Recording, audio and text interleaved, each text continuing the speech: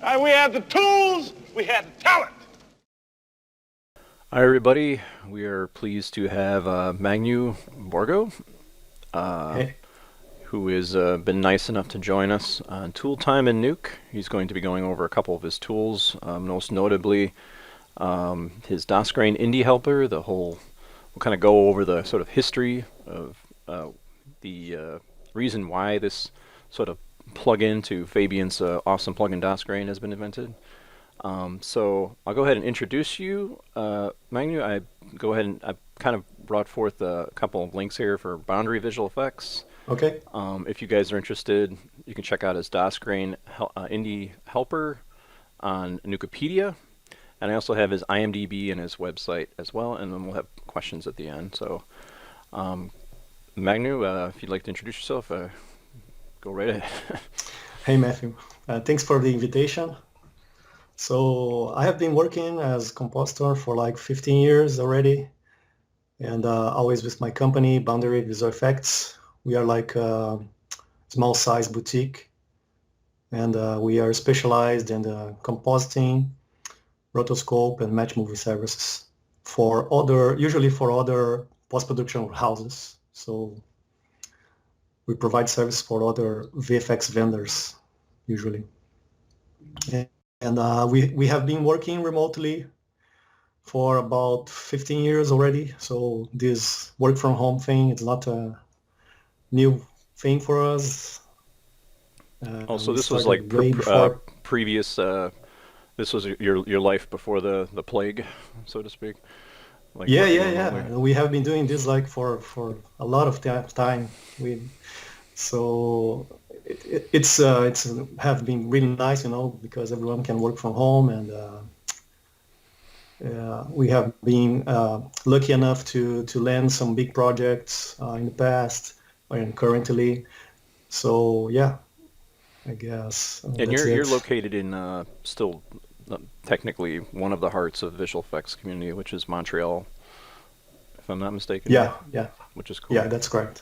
How's the industry going? How's the industry doing out there? I'm just curious. Is it just continuing to grow? Oh, it's so hot, really. Right now, it's kind of the demand for compositors here. It's crazy.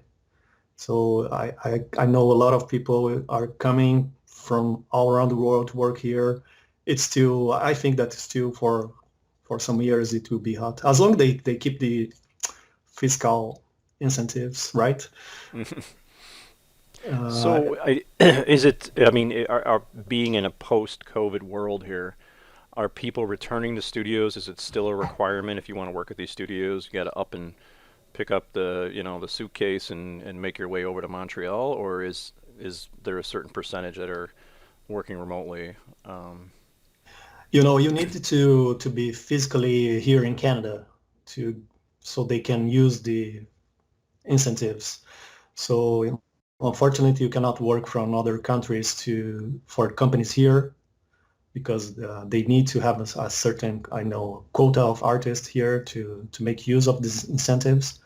So you still need to be in Canada. But yeah, a lot of people are working from home, or kind of doing a mixed, 3 days home, 2 days in the office. But it's hard to come back to full office nowadays. I think a lot of people liked working from home. Plus, there's been I don't know. I've just been the last two, both Thanksgiving and just now. It just seems like there's a lot more diseases out there. I had COVID 3 times. I just got over that mega flu that's coming down the pipe. And it's just like, crying out loud. I'm getting tired of being sick and tired. This is getting ridiculous. But anyway. One of the reasons I got in contact with Magno is he has been generous enough. Again, I always want to put on a pedestal those that have been nice enough to take time and build amazing scripts. And it wasn't until Madlook VFX mentioned that you also provide some very, very useful silhouette tools as well, not just with your Nuke scripts. So they were saying that those tools were almost a necessity. I mean, these are incredible tools. So we won't get into that too much because I'm really not a silhouette expert or anything, but it's also very important to note that you have a huge background in contributing to, the specific, community. So that's awesome. But Yeah. Yeah, I created tools for myself, for my company, and I like to share with the community. So we have a lot of tools for Nuke, for Silhouette, for Synthesize, all the softwares that we use. Of course, we are not spilling any big tool that will make us more competitive, that we keep in house. But most of the tools are free and available to download on Nukepedia or on my GitHub. you know what? I'll put a link to your GitHub as well Okay. for those that are watching. So again, if you guys are interested, check out. We're going to be doing a demo on Magno's computer through the DasGrainIndieHelper to kind of explain the history of all this and so forth.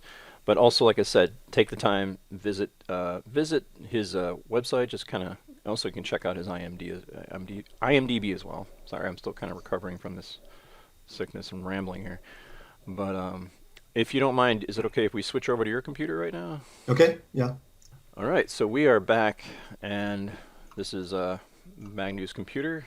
And first off, I guess I can kind of give a brief intro of what is this whole controversy of why we have this additional tool that Magno's created for NukeIndie users, is because there is a limitation inside of NukeIndie, which is, besides all the other little stipulations like only making $100,000 a year and different things, the reality is there's a limitation on the Python or Blink script. And maybe perhaps you can kind of like elaborate on that, since I'm not a super expert on it.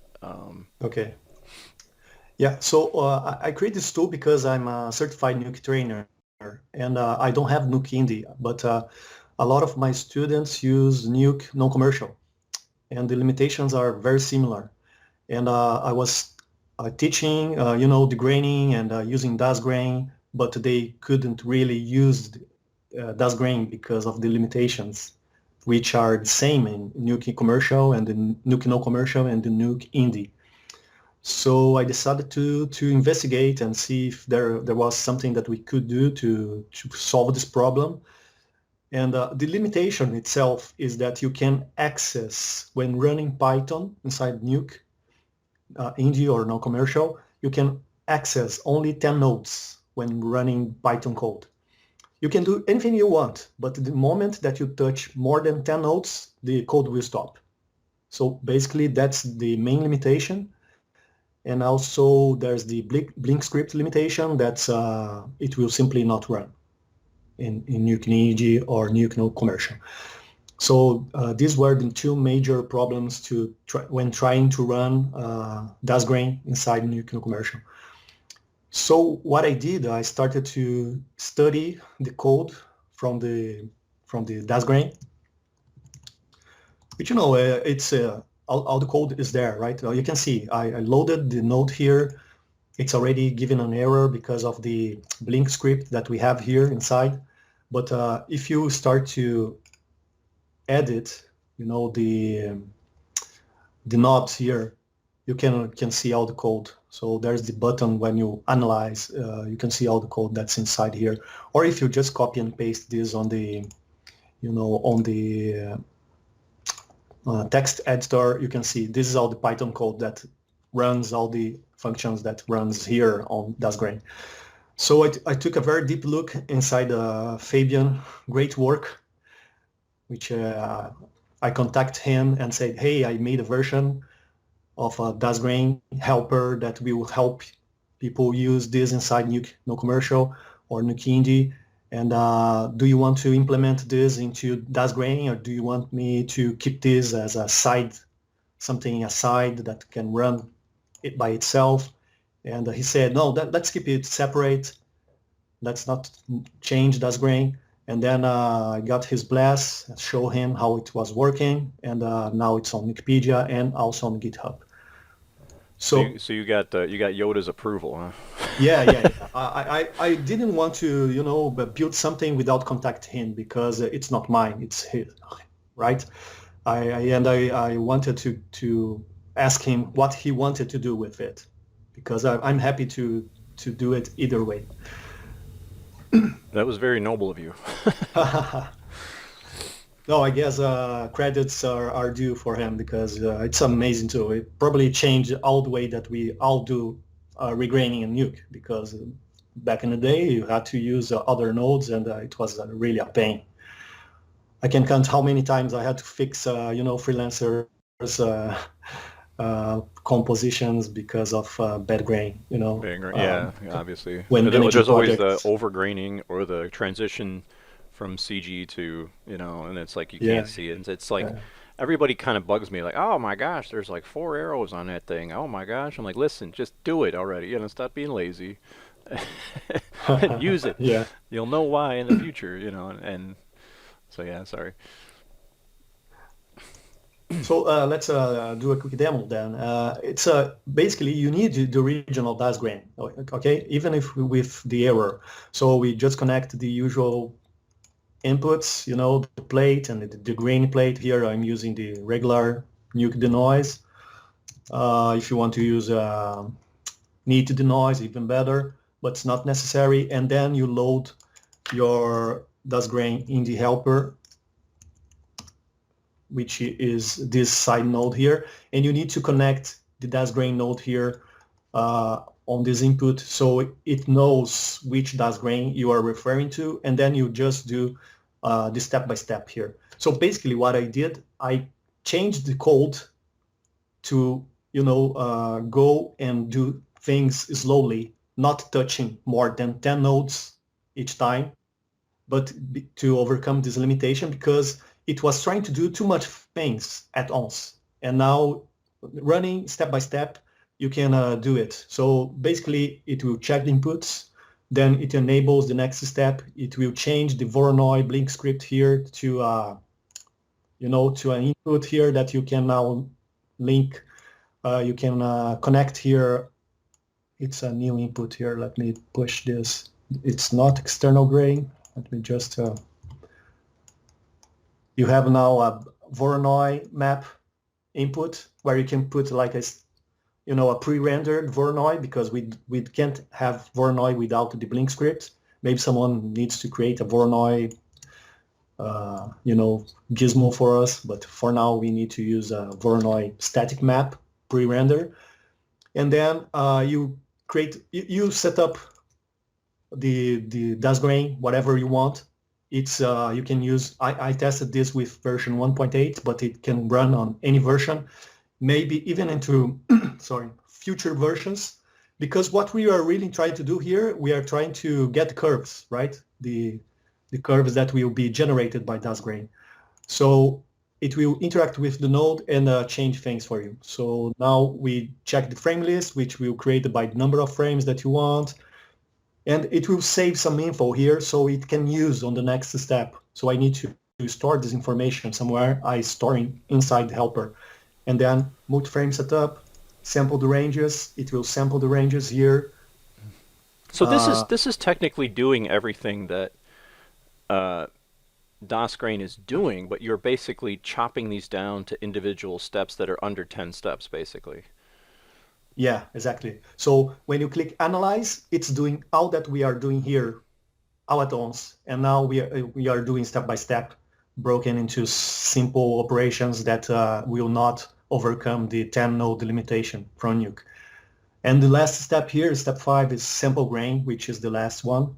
It takes a little while, but it's the last step. And then after it's done, you can see your DasGrain here has curves.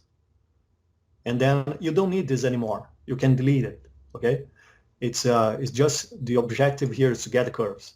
And then you can delete this and you have your DasGrain. It's working. We can check the, let's check the normalized grain. So here's the normalized grain, and you can do your comp as usual. The only limitation here is that you don't have more Voronoi anymore.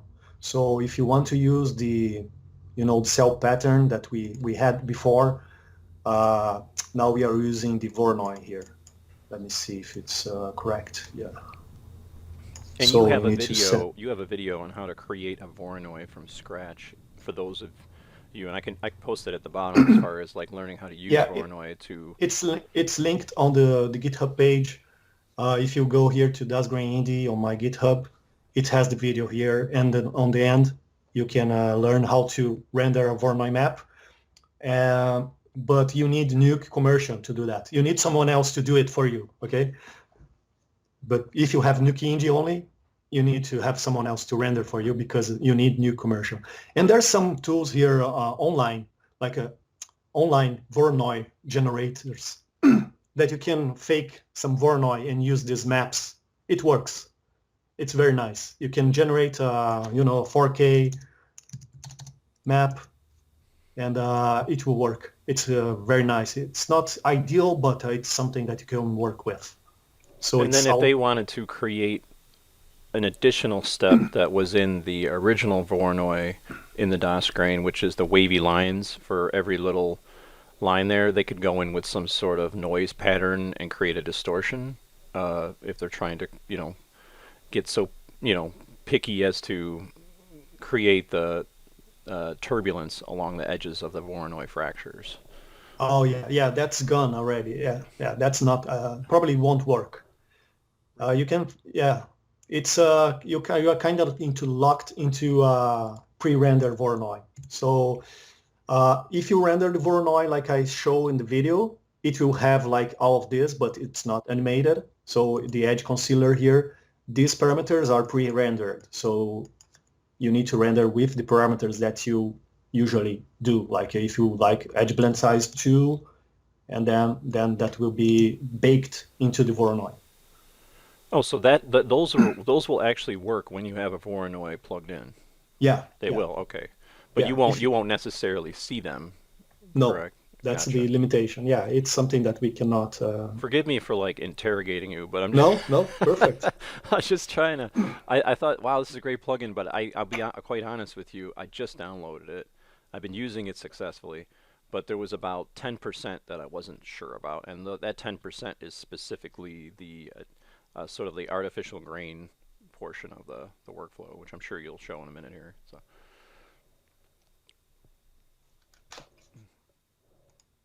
Yeah, so let me go back here to the grain. So this grain here is already resampled with this pre-rendered Voronoi. Right. So if I disable this, you see that you go back to the original, and this region here, you know, this region that usually you select, you know, a clean grain. This is kind of baked into the Voronoi map as well. So it can be a little bit tricky because, you know, when we activate here, it's always the same. It doesn't matter if I change this. It will change a little bit the offset, but the region that was selected when you pre-rendered your Voronoi. So, I see. yeah. But you know, it's better than nothing. Better and than better nothing. than not having DasGrain. So yeah. You just need to be aware of these limitations, but most of the time, pre-rendered Voronoi at the correct size will do you great work.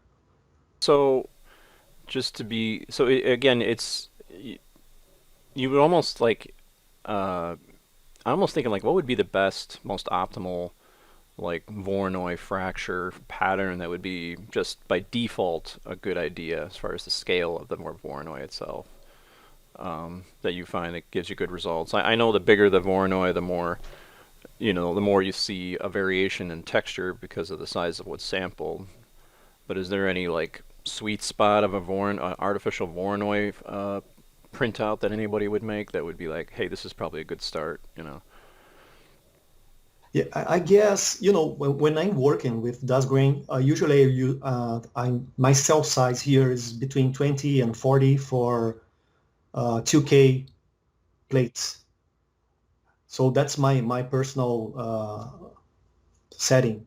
But I guess if you are having someone to generate these pre-rendered Voronoi for you on new commercial, I would I don't know, save the parameters like this is a cell size 10, this is a 20, this is a 40, this is 4K at 40, and save several maps at several sizes and several cell sizes. So you can, you know, easily try and see which one will work better for your plate, and maybe save a few resample areas, like this is lower corner left, this is upper corner left, or something like that. This is the center, so you can choose from your pre-rendered Voronoi and have some different effects. And for those that are watching that are not familiar with DasGrain, again, I have a videos I can link at the bottom with Fabian, who kind of goes over the workflow. But the key ingredient is the transition from the integrated element, whether that be a CG element, to the plate.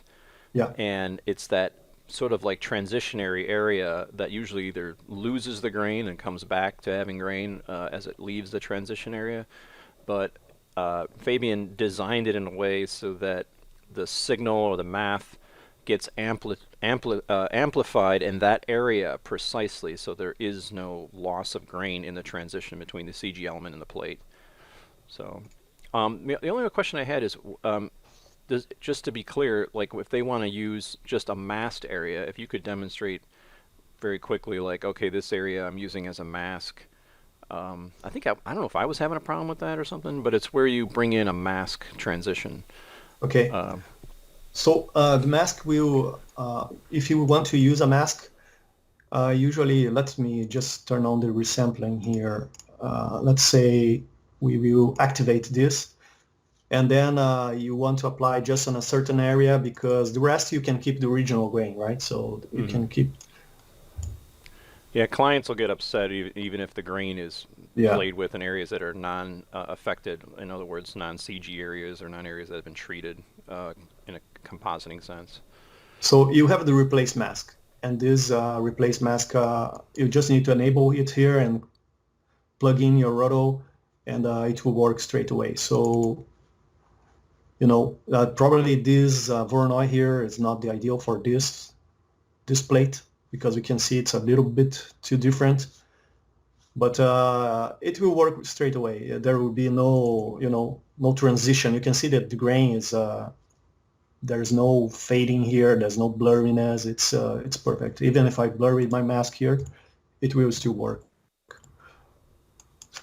It will not create the problem that you are talking about. How do you, when you're doing tech checks on your the people that you work with, how are you like diagnosing? Are you just doing a difference map basically, and you're going, the grains, or can you spot the grain if somebody's not using this tool set like properly? Yeah. Well, if you usually you do a difference, and then you pump up the saturation, for example. And you can see if, usually you can see if the grain size is not correct or if it's too intense. And by comparing the nearby regions, if the luminance is high and then you have too strong grain, it will show up. But yeah, usually I usually do that using RV, and then I do the difference, and I amp up the gain and saturation, and then you can see problems on the grain. You need to see that in real time. You press play and check for the grain problems everywhere. What is the, like, let's say for some disastrous reason, somebody can't get your tool set working. Okay, obviously it works. What is the secondary in the industry that you know of? Is it regrain? Is that furnace core regrain? Is that, because I've heard people say, no. I got friends that worked at Marvel, and they're like, oh, no, some of them were saying, like, no, not DasGrain, you have to do regrain.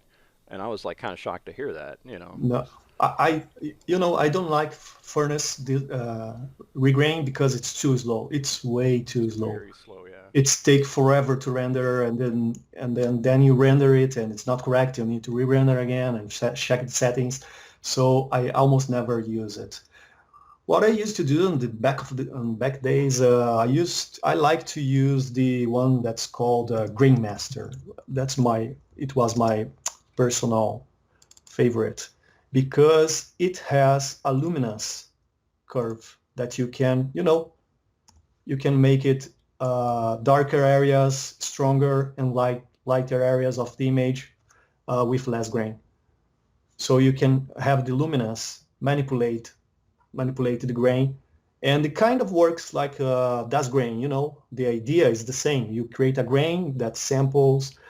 The darker areas should have more grain. The lighter areas should not have too much grain. So you can have this luminance thing to drive the grain and help you achieve a better result. But on the end here, it's the same as the grain. It's the base here is the same as the regular grain tool from Nuke, but with a few more options here, especially the luminance. The luminance is the key here. Yeah. That was my favorite before DasGrain. But there was also, in essence, that's the guessing game. Like, oh, it's a little bit too bigger, Yeah, that's definitely depends a lot on the artist to do the correct choices here on the intensity and on the sizes. Yeah. Cool. Well, thanks for the demo. No worries. Again, this is a bit of an interesting procedure we have to do to get around this Nuke Indie. Yeah. But I mean, in your personal opinion, again, I've mentioned this before. I will always play devil's advocate. A lot of people are obviously not happy with some of the limitations of Nuke Indie. Some would say like, "Oh, the Foundry, they can afford it." Give everything to us for free. But I mean, that basically would, in a way, nullify their full version, right? If they just, why would anybody pay more than this? And I don't know. I've as far as the Foundry is concerned, I've had a great relationship with them. I've known a lot of people, a lot of my friends that have worked at the Foundry. I don't know to what degree. I always say, like, you don't know exactly how much money they need to keep their infrastructure up and running. You know what I mean? To pay the people they need to get the continuation of the research. And despite that you might have gripes about, oh, the updates of this version only has A, B, and C. There should be C, D, and E for what I'm paying, Yeah. I can't really attest that. I'd love to have somebody on the Foundry and just discuss that, honestly. So if anybody in the Foundry is listening. But anyway, I don't ever want to go that route of, I kind of think of it like Uber drivers.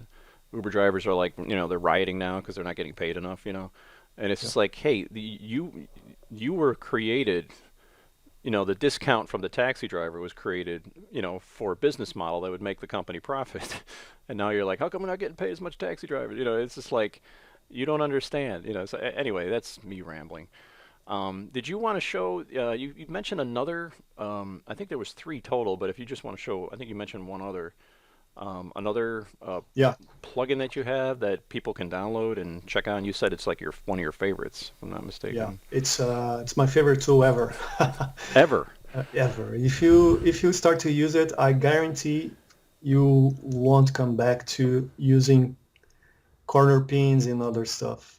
So it's basically we need 2 scripts to run this. Okay, they are Python scripts. The technique is called freeze spline warp.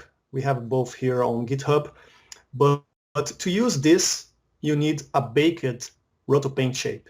So I will explain why, and I will show the technique. But basically, if you think about it, it's like creating a match move and a stabilization. You can create both using rotopaint, using roto shapes. So you can use roto to create match moves and stabilizations.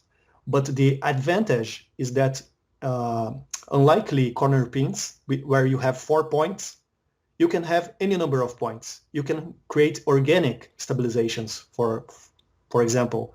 So you can have any point stabilizations, which is something that I find amazing. And since I have a very roto-driven workflow, I almost always use rotos instead of corner pins to drive spline warps and do my stabilization and match moves. So for example, here I have this plate, which is from a Blender Foundation, the Tears of Steel movie. It's a Creative Commons image. And here I have some roto. This is an exercise that I give to my students.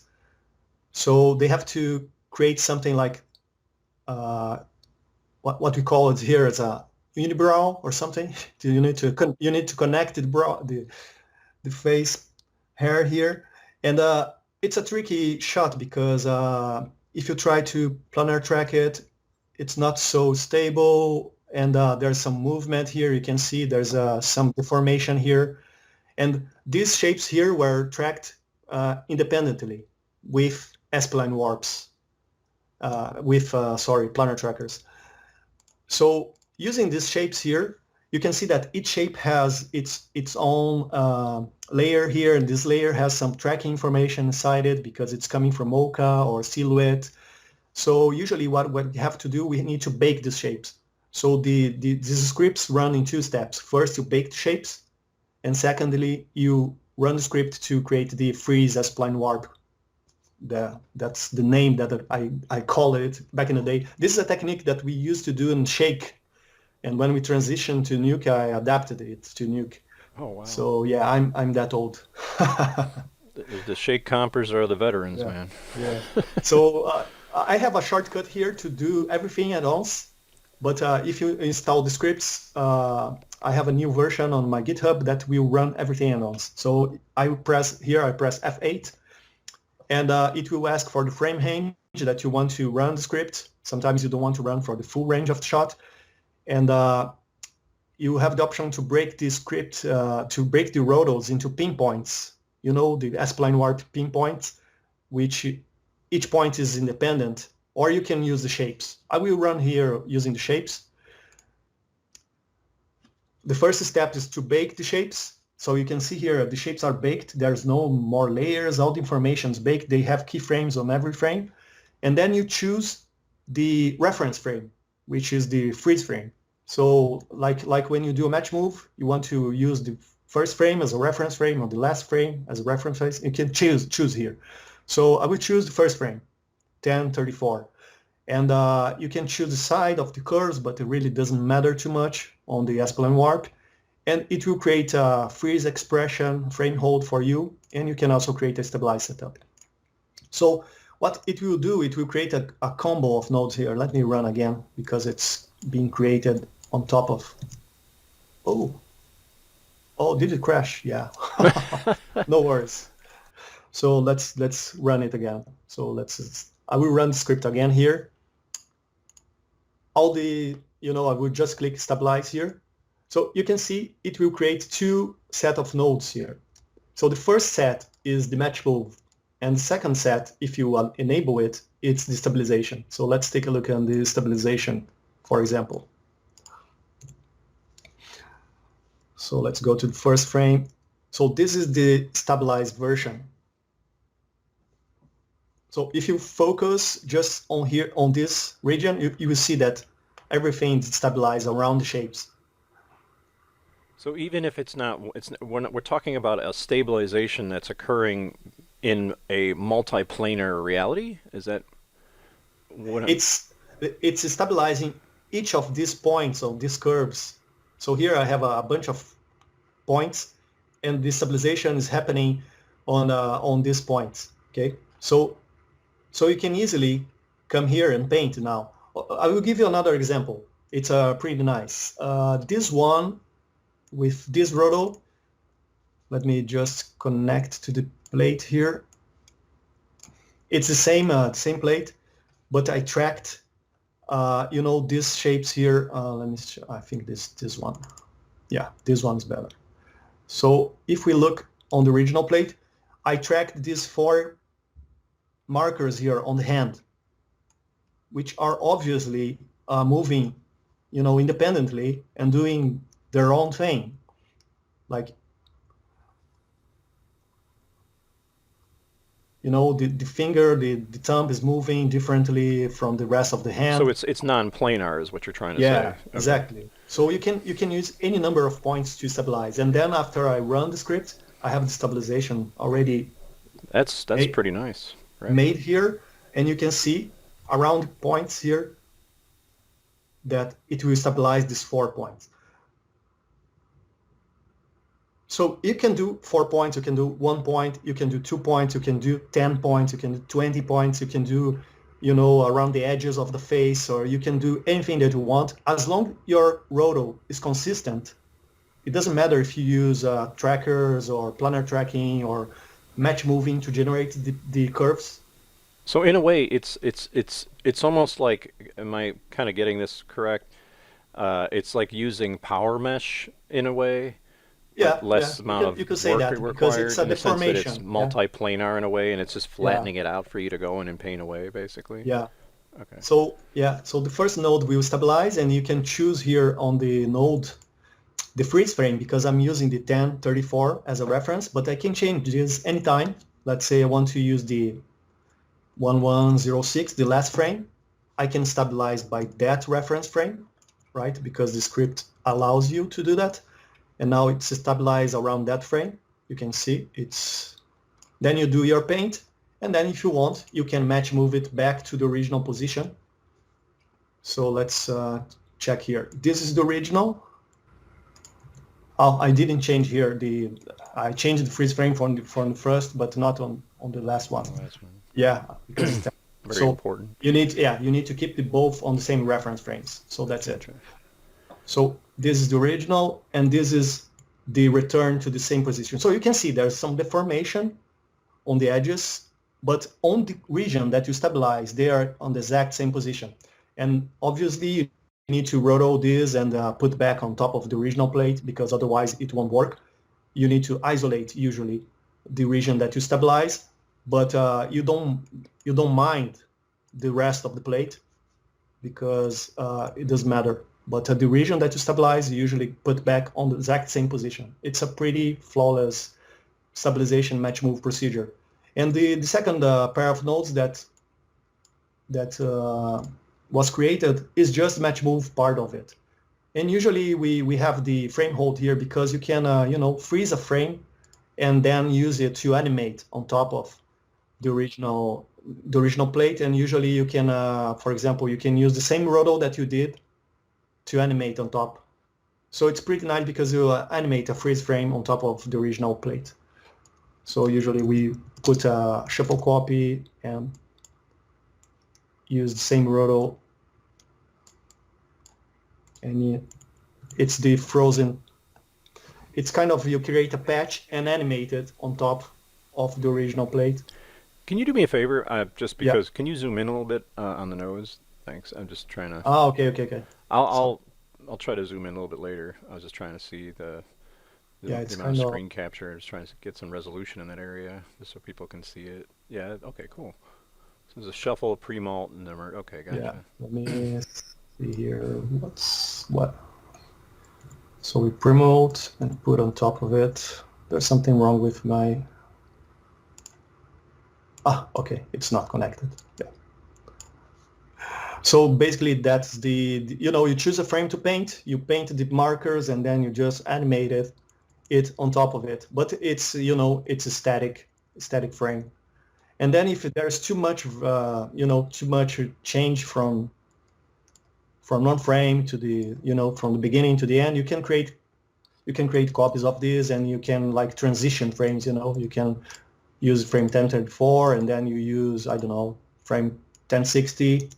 You paint one frame, and then you just start to blend these frames over some time frame, to create the paintings. And then it's basically freeze frame animations on top of, but the animation works flawlessly on top of the original, because if your roto is consistent enough, right, it will work. So it's a pretty nice. So, just as a kind of like a refresher and sort of a conclusion, I guess. Okay. What would you say you've seen this be unbelievably beneficial for in certain circumstances? I'm assuming somewhat planar, but yet not planar surfaces that you'd want to work on, and would avoid multiple planar combinations to get it to work, whereas you're doing this all in one single paint workflow. Yeah. For example, you can do different planar surface at the same time, as long as there's not so crazy perspective change, obviously. I have another example here. For example, this portrait, I have a roto for it already done. And you can see it's a pretty zooming in move. And there's a lot of lens distortion, and the roto has the lens distortion baked on it. which you can never do this shot with a corner pin. But if you have the roto, you can easily animate anything on top of this. So I could use a checkerboard, and you are compensating the lens distortion, with, let me just plug this in with shuffle copy. So here I froze the first frame of the checkerboard, and then I will animate this on top of the original, and it will deform accordingly. That saves a lot of time.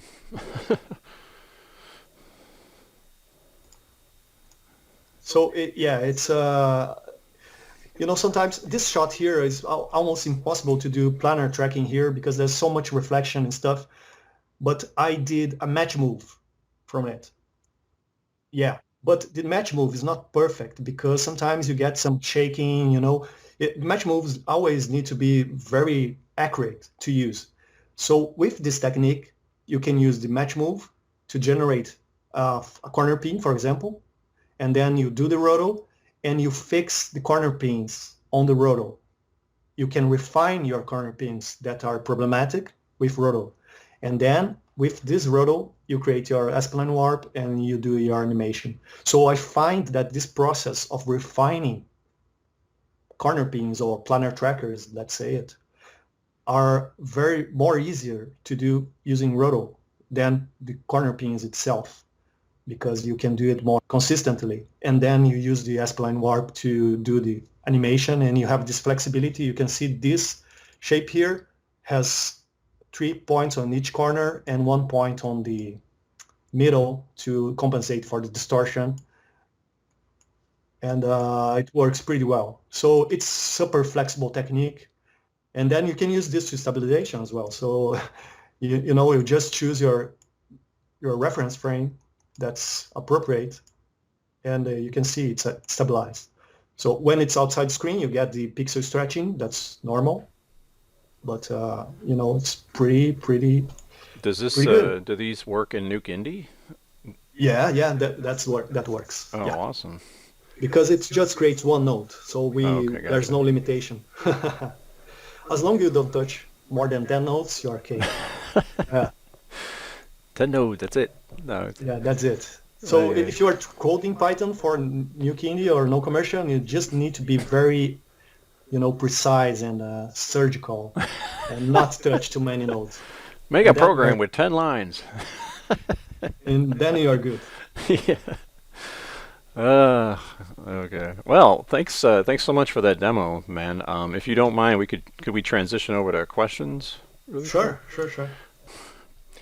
All right, so we have only a couple questions. One, of course, is from Madlook VFX, probably the most active guy. I tell you, this guy has always been rooting on this channel, and it's been awesome. Definitely check out Madlook's VFX if you haven't. It's been great support, just as a friend. Yeah. And just I owe him an interview as well. He wanted to interview me for his channel. Yeah. Yeah, there we go. Boom. If you got the bandwidth. Magno scripts for Silhouette are amazing. Please do make a tutorial series for Silhouette scripting in your YouTube channel. So, not so much a question, but a request, which is cool. Yeah. Definitely check out, if you are a Silhouette guru, check out his tool sets, or his scripts, sorry. Mr. Green 88N, or Mr. Green, I guess. I have no question for a person whose name sounds like a villain from a Bond movie. Looking forward to the video. Yeah, that's so funny. I forgot what I wrote to him. You wrote it. Yeah, I had to laugh. It's so funny. Do you get that a lot? Mr. Green. Are people like, what are you, a Bond villain? Bernard Press Jetty, can you please explain VFX Paint tutorial? I guess that's in general. I asked, like, can you get specific? So I guess we'll just have to. Oh, okay. I don't know. Anyway, we get all types of people coming through the channel, and sometimes they ask really general questions. So if you are out there, Jetty, please be specific next time, and then we can possibly answer your question. With that said, Magno, thank you so much for coming on. We're at the 46-minute mark, so this should be short and sweet. Definitely check out his plugins. And I had a question. Is your plugins, the plugins you just showed for the Spline Warp tools, are those inside of Tony Lyons' Nuke Survival Toolkit at all? Oh, I have no idea. Okay, they may or may not be. I haven't looked them up, but if not, like I said, you guys can check out his. I'll put a link to his GitHub, and obviously you can go to Nukepedia and so forth. And again, check him out. And again, special thanks. Whenever anybody contributes, and just inspires us all just to help each other out and to, put out tool sets that. I mean, this is a huge help for those that are limited to, using NukeIndie, because we're losing almost a tool that's a necessity, Yeah. and now it's being brought back, thanks to Magno. So, thank you so much, sir, and I guess we'll see you in the comp world. Thank you, Matthew. It was my pleasure.